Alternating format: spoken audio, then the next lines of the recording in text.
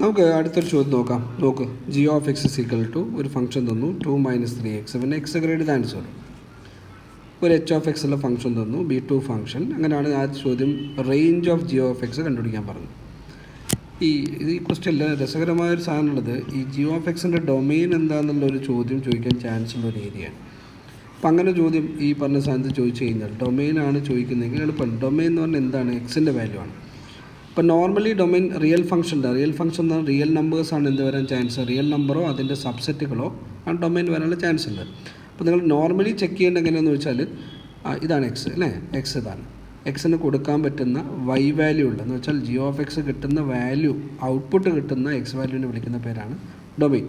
അപ്പോൾ ഈ എക്സിന് നമ്മൾ പോസിറ്റീവ് വാല്യൂ കൊടുത്താലും ഔട്ട്പുട്ട് കിട്ടും അല്ലേ, 0 കൊടുത്താലും ഔട്ട്പുട്ട് കിട്ടും, നെഗറ്റീവ് കൊടുത്താലും നമുക്ക് എന്ത് കിട്ടും? ഔട്ട്പുട്ട് കിട്ടും. ഇപ്പം നോർമലി ഇങ്ങനൊരു ഫംഗ്ഷൻ മാത്രമാണ് തന്നതെങ്കിൽ ഈ തന്നിരിക്കുന്ന ഫംഗ്ഷൻ ആറിനെ 3ആയിട്ട് ഭാഗിക്കാം. ഒന്ന് പോസിറ്റീവ് വാല്യൂ, അതിന് നെഗറ്റീവ് വാല്യൂ, പിന്നെ 0. ഇത് മൂന്നും കൂടി കൂടിയതാണല്ലോ 6 പോസിറ്റീവ് വാല്യൂസ് ഉണ്ട്, നെഗറ്റീവ് റിയൽ നമ്പേഴ്സ് ഉണ്ട്, 0 ഉണ്ട്. അപ്പോൾ ഈ 3 ആക്ച്വലി ഇതിന് കൊടുക്കാൻ പറ്റും. അങ്ങനെയാണ് ഈ ജി ഓഫ് എക്സിൻ്റെ ഡൊമെയിൻ എന്താ കിട്ടുന്നത്? 6 വരേണ്ടത് അല്ലേ. പക്ഷേ ഇവിടെ ഒരു കണ്ടീഷൻ പറഞ്ഞിട്ടുണ്ട്. ഈ കണ്ടീഷൻ തന്നു കഴിഞ്ഞാൽ അതിൻ്റെ മീനിങ് ഈ കണ്ടീഷൻ അനുസരിച്ച് എന്ത് കൊടുക്കാൻ പാടുള്ളൂ? എക്സ് കൊടുക്കാൻ പാടുള്ളൂ. അപ്പോൾ ഇവിടെ എക്സ് ഏത് വാല്യൂ കൊടുക്കാൻ പറ്റുള്ളൂ? X greater than 0. X greater than 0 എന്ന് പറഞ്ഞാൽ എന്താണ്? എക്സ് ഇസ് പോസിറ്റീവ് എന്നാണ് അല്ലേ. എന്ന് പറഞ്ഞാൽ ഈ ഫംഗ്ഷൻ്റെ ഡൊമെയിൻ എന്ന് പറയുന്ന ആരാണ്? R+ ആണ്. അപ്പോൾ നോർമലി കൊടുക്കുന്ന രീതി പറഞ്ഞു, പോസിറ്റീവ് കൊടുക്കുക, ഔട്ട്പുട്ട് ഉണ്ടെന്ന് നോക്കുക, നെഗറ്റീവ് കൊടുക്കുക, ഔട്ട്പുട്ട് ഉണ്ടെന്ന് നോക്കുക, 0 കൊടുക്കുക, ഔട്ട്പുട്ട് ഉണ്ടെന്ന് നോക്കുക. ഇങ്ങനെയാണ് വാല്യൂസ് നമ്മൾ കൊടുക്കുക. ഓക്കെ, അപ്പോൾ ഇതിൻ്റെ ഡൊമെയിൻ ഈ പ്രോബ്ലം ചെയ്യാൻ കാരണം അതാണ്, ഡൊമെയിൻ ചോദിക്കാൻ ചാൻസ് ഉണ്ട്. അതുകൊണ്ടാണ് ഞാൻ ഡൊമെയിൻ കാണാനുള്ള മെത്തേഡ് പറഞ്ഞത്. ഇനി എക്സിന് വാല്യൂ കൊടുക്കുന്ന സമയത്ത് വൈ വാല്യൂസിനെ നമ്മൾ വിളിക്കുന്ന പേരാണ് റേഞ്ച്. അപ്പോൾ ഇതിൽ നമ്മൾ ആ ഒന്നാമത്തെ ക്വസ്റ്റ്യൻ ആൻസർ ചെയ്യുകയാണെങ്കിൽ ഞാൻ ഇതിൽ നിന്ന് എടുത്ത് ഫംഗ്ഷൻ എടുത്ത് ഇതാണ് സാധനം. ഇത് ചെയ്യാൻ പോണത് ഈ തന്നിരിക്കുന്ന ജി ഓഫ് എക്സ് ഇതാണ് എക്സിൻ്റെ വാല്യൂ. ഇതിന് ഞാൻ വൈ എന്ന് വിളിക്കാൻ പോവാണ്. വൈ വാല്യൂ ആണല്ലോ റേഞ്ച്. അപ്പോൾ y = 2 - 3x. അപ്പോൾ എക്സിന് കറസ്പോണ്ടിങ് ആയിട്ടുള്ള വൈ വാല്യൂവിനെ വിളിക്കുന്ന പേരെന്താണ്? അതാണ് നമ്മൾ റേഞ്ച് എന്ന് പറയുന്നത്.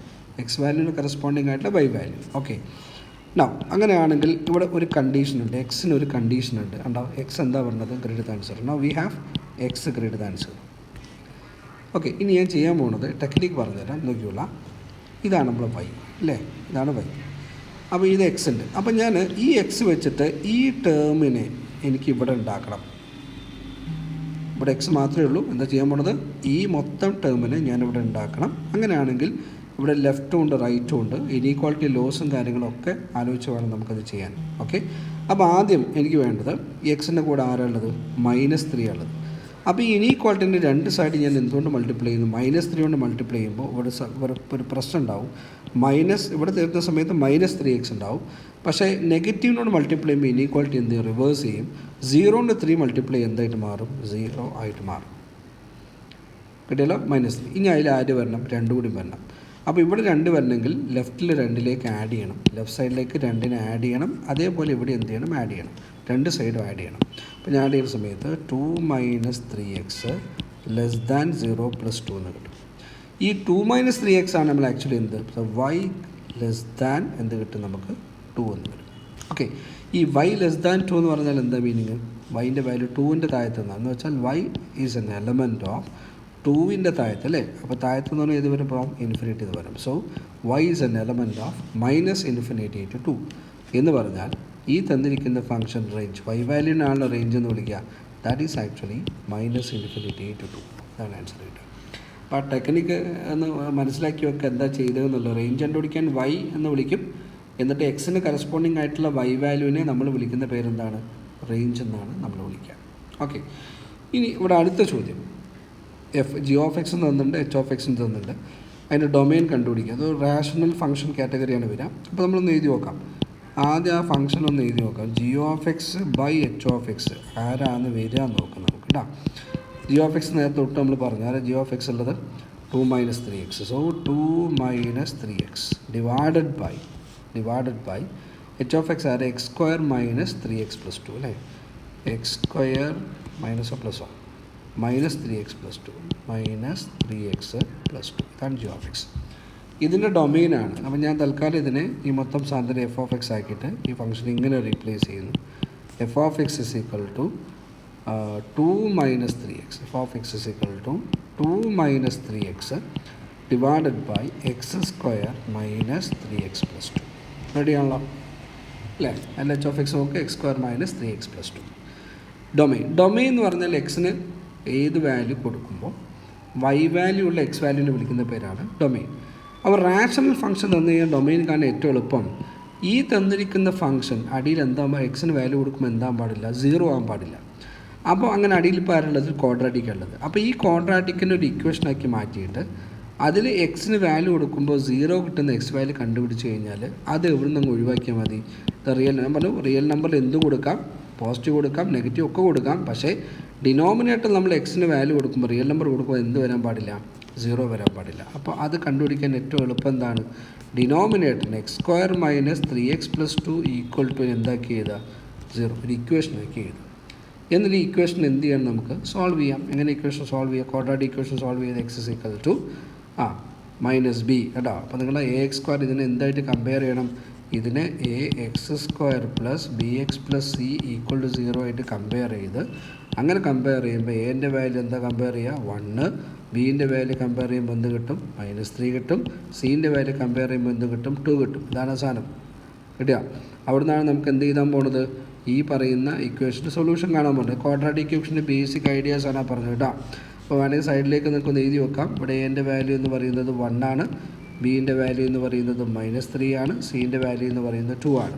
അപ്പോൾ -b plus or minus root of B square minus 4ac all divided by 2a. ഇതാണ് സാധനം. So which is equal to -b, -3 ആണ്, plus or minus root of B square എന്ന് പറയുമ്പോൾ 9 -4 ഇൻറ്റു എക്ക് പകരത്തിലാണ് 1 into B square -4 into A into C എന്ന് പറയുമ്പോൾ 2 all divided by 2a എന്ന് പറയുമ്പോൾ 2 ഇൻറ്റു 1. ക്ലിയർ ആണ് പറഞ്ഞത്. So which is equal to, വീണ്ടും സിംപ്ലിഫൈ ചെയ്യുക, 3 പ്ലസ് ഓർ മൈനസ് റൂട്ട് 9 - 8 അപ്പോൾ 1 എന്ന് കിട്ടും, ഡിവൈഡഡ് ബൈ 2 എന്ന് പറഞ്ഞാൽ നമുക്ക് ഇതിന് 2 ആയിട്ട് നമുക്കിപ്പോൾ ഇതിനെ സ്പ്ലിറ്റ് ചെയ്യണം, 2 ടേംസ് ആയിട്ട് നമുക്ക് സ്പ്ലിറ്റ് ചെയ്യണം. അപ്പോൾ ഏതൊക്കെയാണ് അത് വരിക, ഏതൊക്കെ വരിക നോക്കുക നിങ്ങൾ. സൈഡിലേക്ക് ഞാൻ എഴുതാൻ പോകണം, ജസ്റ്റ് സൈഡിലേക്ക് എഴുതുന്നു. അപ്പോൾ കിട്ടുന്ന വാല്യൂസ്, ഒന്ന് എക്സിൻ്റെ വാല്യൂ എന്ന് പറഞ്ഞാൽ 3 + 1/2, 3 + 1/2 എന്ന് പറഞ്ഞാൽ എത്ര കിട്ടുക, 4/2 ഈസിക്കൽ കിട്ടും. അപ്പോൾ ഒരു എക്സിൻ്റെ വാല്യൂ 2 ആണ്. അടുത്ത എക്സിൻ്റെ വാല്യൂ എന്ന് പറഞ്ഞാൽ 3 - 1/2, 3 - 1/2 എന്ന് പറയുമ്പോൾ 2/2 ഈസിക്കൽ എത്ര കിട്ടുക, 1 ആണ്. അപ്പോൾ എന്താ ഇതിന് മീനിങ്, എക്സിൻ്റെ വാല്യൂ 2 കൊടുക്കുമ്പോൾ ഈ എക്സിൻ്റെ വാല്യൂ 1, ഇപ്പോൾ 1 ജസ്റ്റ് 1 കൊടുത്ത് 1 - 3 + 2 ഇവിടെ ആരായി 0 ആയിട്ട് മാറി. അപ്പോൾ ഒരു റാഷണൽ ഫംഗ്ഷൻ വരുന്ന സമയത്ത് ഡിനോമിനേറ്റർ എന്താൻ പാടില്ല, 0 ആകാൻ പാടില്ല. അപ്പോൾ ഈ 2 വാല്യൂ കൊടുക്കുന്ന സമയത്ത് എക്സിന് കൊടുക്കുന്ന സമയത്തും ഡിനോമിനേറ്റർ എന്ത് വരുന്നുണ്ട്, 0 വരുന്നുണ്ട്. അപ്പോൾ അതുകൊണ്ട് നമ്മൾ കൺക്ലൂഡ് ചെയ്യേണ്ടത് ഈ ഫംഗ്ഷൻ്റെ ഡൊമെയിൻ. അപ്പോൾ ഡൊമെയിൻ അങ്ങനെ ആകുമ്പോൾ ഡൊമെയിൻ നമുക്ക് എങ്ങനെ എഴുതാം, which is equal to real നമ്പേഴ്സിൽ നിന്ന് ഈ 2 ആൾക്കാരുടെ സെറ്റാണ്, ഒരു സെറ്റിൽ സെറ്റാണ് കുറയ്ക്കുക. 1,2 എന്ന് കുറച്ച് കഴിഞ്ഞാൽ നമുക്ക് എന്ത് കിട്ടും, ഇവിടെ ആൻസർ കിട്ടും. റെഡി? ഓക്കെ. അപ്പോൾ ചെയ്യുന്ന രീതിയൊക്കെ എന്താണ്, റാഷണൽ ഫംഗ്ഷൻ്റെ ഡൊമെയിൻ കാണുന്ന ടെക്നിക്ക് ഇതാണ്. ഡിനോമിനേറ്റർ പിടിച്ച് ഇക്വേഷൻ ആക്കും, ആ എക്സിൻ്റെ വാല്യൂ കാണും, 6 അങ്ങ് ആ സെറ്റ് ഒരെണ്ണാണെങ്കിൽ സെറ്റ് 1, ഇത് 2 ഉള്ളതുകൊണ്ട് സെറ്റ് 1,2 ഒഴിവാക്കി കഴിഞ്ഞാൽ ഇതിൻ്റെ എന്ത് കിട്ടുള്ളൂ, നമുക്ക് ഡൊമെയിൻ കിട്ടുള്ളൂ. Ready?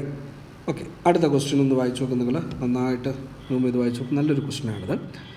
The figure shows the graph of the function f of x which is a semicircle centered at origin. അപ്പോൾ അതൊരു സർക്കിൾ, സെമി സർക്കിളാണ്, ഒറിജിൻ സെൻറ്റർ ആയതുകൊണ്ട് ഒരു ഗ്രാഫാണ്. അപ്പോൾ നോക്കിയുള്ള ഗ്രാഫിക്കലി മനസ്സിലാക്കുന്ന സമയത്ത് ഇപ്പോൾ ഇത് എവിടെ ചെന്ന് മുട്ടുന്നത്, 4ലാണ്. അപ്പോൾ അങ്ങനെയാണെങ്കിൽ ഇതിൻ്റെ റേഡിയസ് എത്രയായിരിക്കും, ഈ ഫിഗറിൽ നിന്ന് നമുക്ക് 1-2 കാര്യങ്ങൾ സംസാരിക്കാൻ പറ്റും. ഇതിൻ്റെ റേഡിയസ്, അപ്പോൾ ഇതിൻ്റെ സെൻറ്റർ എന്ന് പറയുന്നത് കൃത്യമായിട്ട് ഇതിൻ്റെ സെൻറ്റർ എന്ന് പറയുന്നത് 0, 0 അല്ലേ, റേഡിയസ് എന്ന് പറയുന്നത് എത്രയായിരിക്കും, 4 ആയിരിക്കും. ഓക്കെ. അപ്പോൾ ചോദ്യം, ഇത് വെച്ച് നമുക്ക് എന്ത് എഴുതാൻ പറ്റണം, ഒരു ഫംഗ്ഷനെ നമുക്ക് എഴുതാൻ പറ്റും. ക്ലിയർ ആണല്ലോ? അപ്പോൾ ഇവിടെ നമുക്ക് കോർഡിനേറ്റ് ജോമെട്രീൻ്റെ ചെറിയൊരു ഐഡിയ ഉപയോഗിച്ച് കഴിഞ്ഞാൽ നമുക്കത് ഫംഗ്ഷൻ ഏതാണെന്ന് എഴുതാൻ പറ്റുള്ളൂ. അതിന് മുമ്പ് ഒന്നാമത്തെ ചോദ്യത്തിൽ നമുക്കൊന്ന് ഉത്തരം കണ്ടു നോക്കാം. ഫസ്റ്റ് ക്വസ്റ്റ്യൻ ഇവിടെ നന്നായിട്ട് നോക്കാം. Write the domain and range. Domain എന്ന് പറയുന്നത് എന്താണ്, എക്സ് വാല്യൂസ് ആണ് അല്ലേ. അപ്പോൾ അങ്ങനെയാണെങ്കിൽ വളരെ കൃത്യമായിട്ട് ഡൊമെയിൻ എഴുതാൻ പെട്ടെന്ന് നമുക്ക് ഡൊമെയിൻ എഴുതാൻ പറ്റും. നോക്കിയുള്ള എക്സിലൂടെ ഞാൻ നേരത്തെ പറഞ്ഞ അതേ പറഞ്ഞ നമുക്ക് തന്നെ സഞ്ചരിക്കുന്ന സമയത്ത് ഗ്രാഫ് സ്റ്റാർട്ട് ചെയ്യുന്ന ഇവിടെ നിന്നാണ്, -4 എന്നാണ് അല്ലേ. അപ്പോൾ -4 എന്ന് ഇങ്ങനെ സ്റ്റാർട്ട് ചെയ്ത് അവിടെയൊക്കെ ഉണ്ടോ നടക്കുന്ന സമയത്ത് ഉണ്ടോ, നേരത്തെ ഞാൻ റേഞ്ച് പറഞ്ഞപ്പോൾ വൈയിലൂടെ നടക്കുമ്പോൾ ഡൊമൈൻ വരെ എക്സിലൂടെ നടക്കുന്ന സമയത്ത് സ്റ്റാർട്ട് ചെയ്യുന്ന -4 എന്നാണ്. ഏതെങ്കിലും രണ്ട് സൈഡിലേക്ക് നോക്കുന്നു, ഏതെങ്കിലും ഒരു സൈഡിലേക്ക് ഗ്രാഫിന് കണ്ടാൽ മതി. അപ്പോൾ ഇവിടെ നമുക്ക് ഒരു സൈഡിലേക്ക് ഗ്രാഫ് കാണുന്നുണ്ട്. അങ്ങനെ പോയി ശേഷം 4 വരെ ഗ്രാഫ് കാണുന്നുണ്ട്. 4ന് ശേഷം കാണുന്നുണ്ടോ? ഇല്ല. എന്ന് വെച്ചാൽ -4 എന്നും 4 അടക്കം നമുക്ക് ഗ്രാഫ് കാണുന്നുണ്ട്. അതുകൊണ്ട് ഇതിൻ്റെ ഡൊമൈൻ എന്ന് പറഞ്ഞാൽ ക്ലോസ്ഡ് ഇൻ്റർവൽ -4 ആണ്. ഗ്രാഫ് തന്നിട്ട് ഡൊമൈൻ ചോദിച്ചു. അങ്ങനെയാണ് റേഞ്ച്. അപ്പോൾ ഞാൻ നേരത്തെ ടെക്നിക്ക് ആലോചിച്ച് നോക്ക്, നിങ്ങളൊന്ന് പറയാൻ പറ്റുമോ നോക്ക്. റേഞ്ച് വൈയിലൂടെ അല്ലേ നടക്കേണ്ടത്? കണ്ടോ, വൈയിലൂടെ കാണുന്നുണ്ട് ഇല്ല. എവിടുന്നാണ് കാണുന്നത്? 0 എന്ന് കാണുന്നുണ്ട്. ഇങ്ങോട്ട് ഏത് വരെ പോകുന്നുണ്ട്? 4 വരെ പോകുന്നുണ്ട് ഇല്ലേ. ഇവിടെ നിന്ന് അങ്ങോട്ട് കാണുന്നുണ്ടോ? ഇല്ല. അപ്പോൾ ഫംഗ്ഷൻ്റെ റേഞ്ച് എന്താണ് കിട്ടുക? പറഞ്ഞോളി. ക്ലോസ്ഡ് ഇൻ്റർവൽ 0,4 എന്ന് കിട്ടും.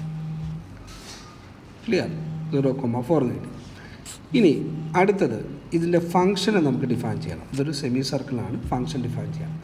വൈ ആണ് ഡിഫൈൻ ചെയ്യണം. ആ ഫംഗ്ഷൻ ഡിഫൈൻ ചെയ്യാൻ വളരെ എളുപ്പമുള്ള മാർഗ്ഗം എന്ന് വെച്ചാൽ 0, 0 സെൻറ്ററും 6 റേഡിയസ് ആയിട്ടുള്ള സർക്കിളിൻ്റെ ഇക്വേഷൻ കണ്ടുപിടിക്കുക അല്ലേ. സർക്കിളിൻ്റെ ഇക്വേഷൻ നമുക്കറിയാം.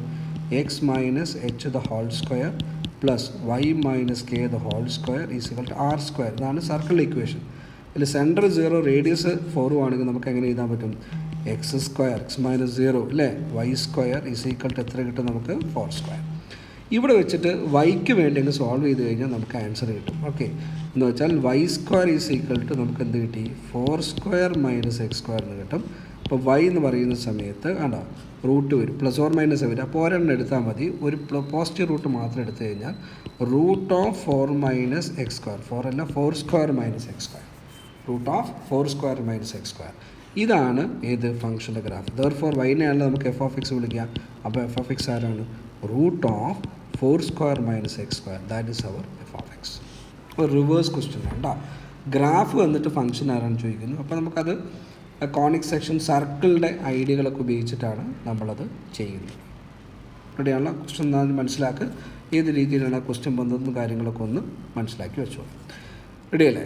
ഓക്കെ, ശരി.